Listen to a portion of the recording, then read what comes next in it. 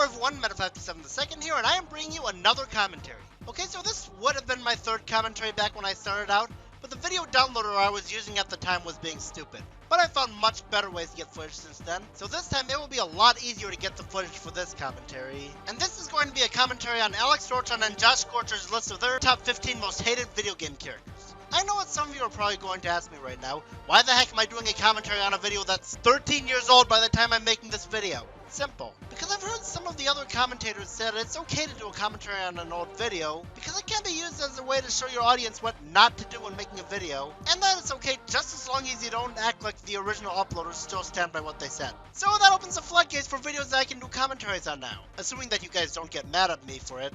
And if you guys see that as an excuse, then please forgive me. I'm only doing what I was told was okay. And also, some of their choices will be entries that they're putting on the list for being frustrating bosses or villains who do their job as villains. I will not call them out for that, because this was understandable back when their list was made. So without further ado, let's get past the 45-second long intro and start the video. Alright, me and Joshscorcher are back. Sorry to come off as a grammar Nazi, but don't you mean Joshscorcher and I are back? Video games. Right now you might be thinking, hey, haven't both of you made countdowns about characters you hate? Well, we both realized that there were a few very good choices that we overlooked on both our original lists. Not to mention there's a few from games we didn't play when we made our last lists. Oh, really? I never would have guessed, considering how both of you have done remakes of some of your older lists before, including your last collab. Speaking of which, I have no idea why the heck you changed the thumbnail of part 2 of your Disturbing Bosses remake to something that isn't even a video game boss, other than being a clip from a movie that was shown at one point of the video.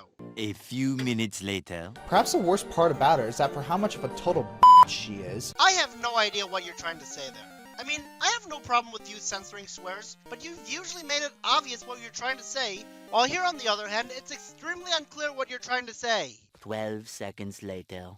Tell me when this sounds familiar. I f***ing hate this guy. Yep, it's Blue. And I still do hate him. This guy is just a complete prick.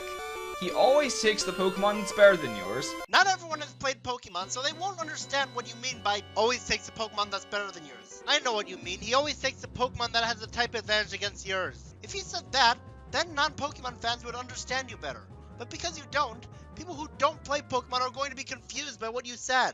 He becomes the champion under your nose, and he constantly spews the most annoying one-liners ever. As far as hated characters go, Blue isn't exactly evil like some of the later characters on this list. He's annoying, yes, yet he's pretty harmless otherwise. Still, if anyone ever says, "Smell you later," to me, ugh. This part always bothered me. Josh actively sounds like he's defending Blue in his part of the entry. I mean, I understand you want to talk about what keeps Blue from being any higher, but even when you do show anger towards Blue, it just makes you sound like you're only mildly annoyed by him. This is supposed to be a list of entries that you both agree on, so this could give off the impression that you don't agree that he should be on here. I know you've talked about just a few months prior in your favorite Pokemon songs list, that one of the reasons you love the final boss theme from Gen 1 is because you finally get to punish this annoying grandpa's boy, and I don't know if your opinion has changed since then. But if it didn't, then make it sound like you legitimately do hate him, instead of making it sound like forced anger. The good part about Blue is, you can name him anything you want.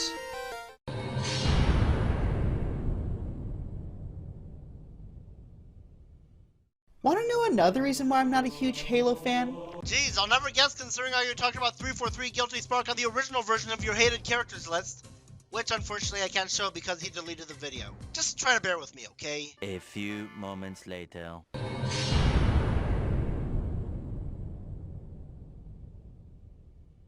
I can't believe I forgot this thing on my original list. Oh, don't feel bad. It only appeared in 2 small points of the game, so I don't think I can really blame you for forgetting to include him. Smacking you in the face as hard as a person falling off a racetrack.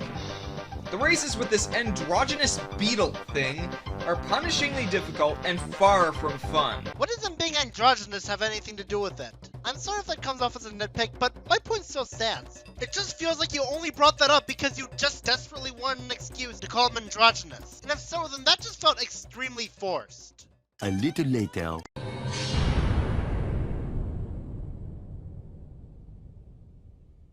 How do I hate thee, Trellion? Let me count the ways. Thou art a coward, Thou wilt never shut up. How about thou art not a video game character, he's a movie character.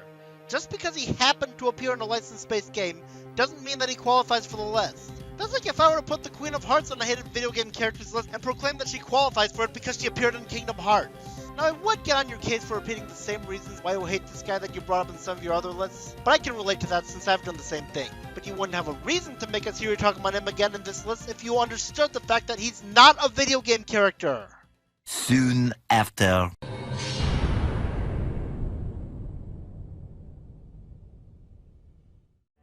There's a lesson to be learned from Shadow of the Colossus.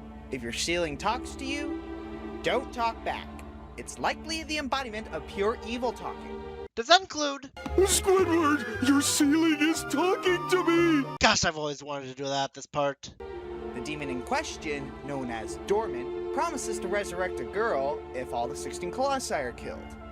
And Wander, out of desperation and love, trusts the scary-sounding demon.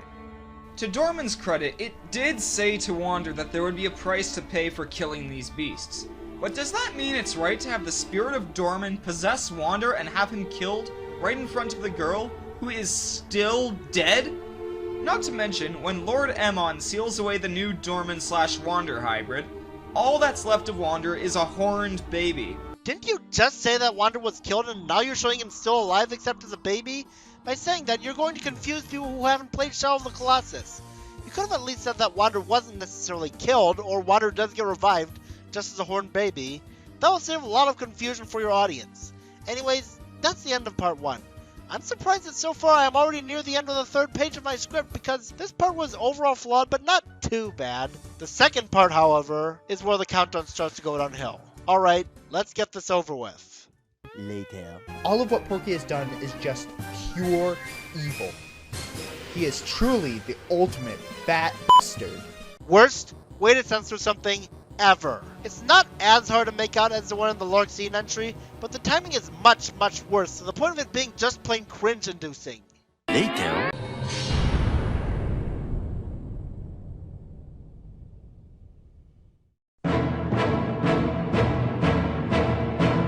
Extremely predictable move coming in at 3, 2, 1.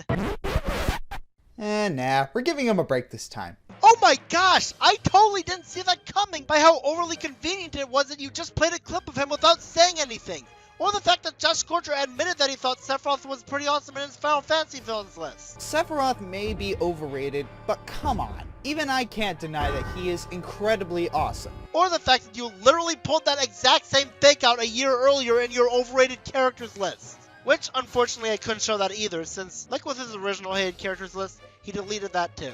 Not that I blame him, that list was garbage, but seriously, Josh, how stupid do you think we are? Though to be fair, at least this fake-out's not as obvious as the Aerith fake-outs on their Saddest Moments collab, where it's so obvious of a fake-out, where they felt the need to do it twice, making it so obvious of a fake-out that it actually felt like they think we're stupid.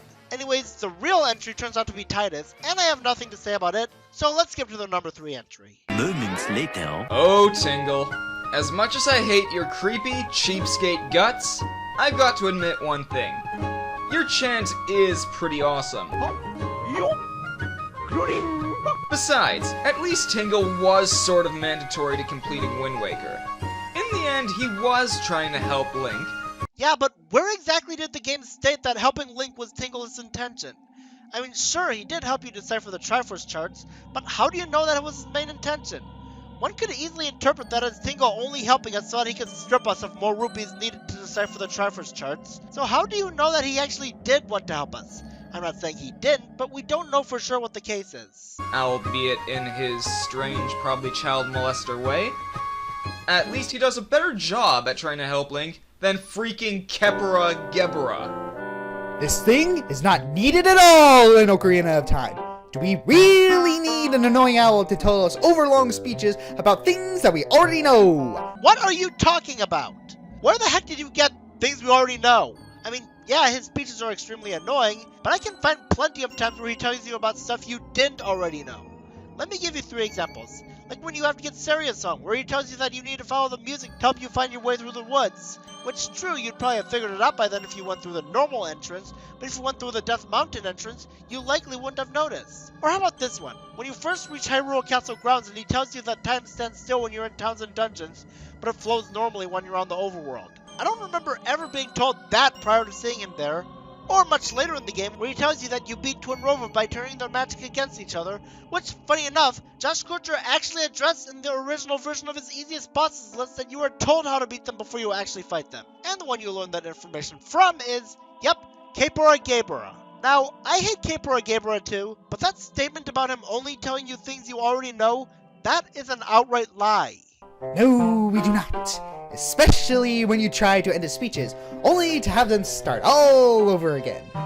You'll be seeing this guy a good few times on your adventure, which means that you'll be hearing his ramblings over and over and over and over and over and over and And there's a joke that you literally just reused from the Kaepora Gaebora entry in your original hated characters list, which I still can show proof of since, again, he deleted it. Last time I bring up a point from a deleted video in this commentary, I promise.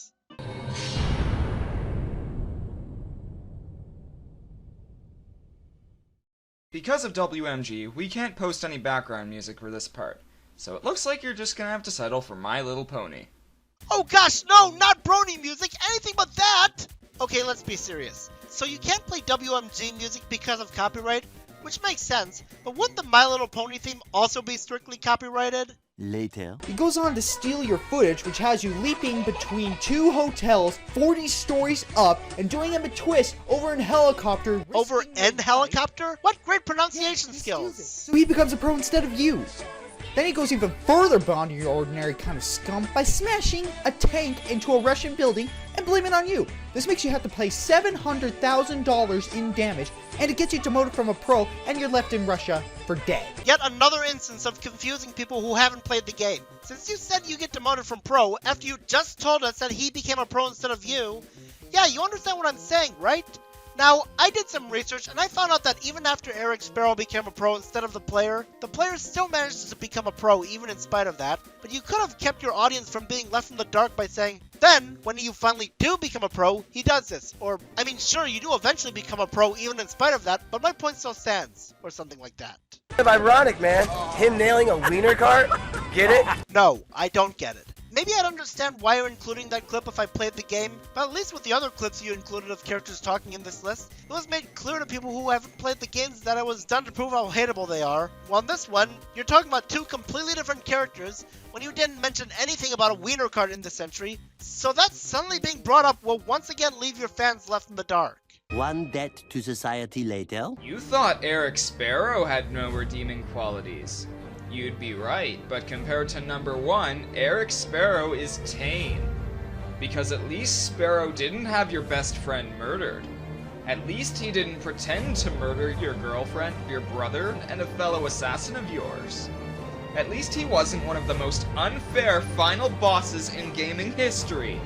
At least he wasn't Jasper Batt Jr. And at least he didn't have one of the most overused suspenseful themes playing at the beginning of your entry on him. Also, while that was a good way to build up suspense for people who haven't played the game, it'll be extremely obvious for people who have played it. Just then. But easily the worst part about this guy is the entire 3-phase fight with him.